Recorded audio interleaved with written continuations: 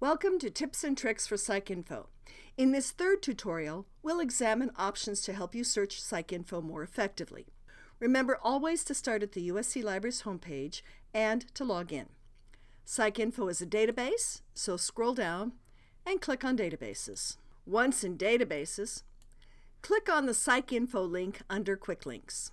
Let's take this question. I'm looking for effective training programs for employee recruitment of women. Start with the author keyword, employee recruitment. Type the keyword phrase in the search box and include it in quotation marks. Without the quotation marks, ProQuest searches for each separate instance of the word. Click the search icon. Because there are only a few results, let's look for a related subject term. Scroll down and click on a citation. Now scroll down and look at the subject headings. Let's click on personnel recruitment. For this next concept, let's go to the advanced search. An author could use woman or woman, female or females as their keyword. We can use the question mark to search for both woman or woman. For females, let's use the asterisk. This searches for female, females, femaleness, female-like. Scroll down and click the search icon. The last part of our question was on training.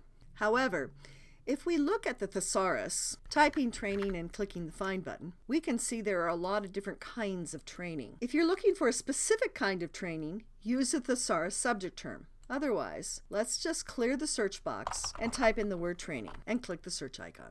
Now we can combine these searches. Click on Recent Searches and scroll down to see your previous searches. Combine searches with similar terms by typing the search number with the Boolean term or and putting parentheses around them. 1 or 2, employee recruitment or personnel recruitment as a subject heading. Narrow our search by combining searches with different concepts using the AND option.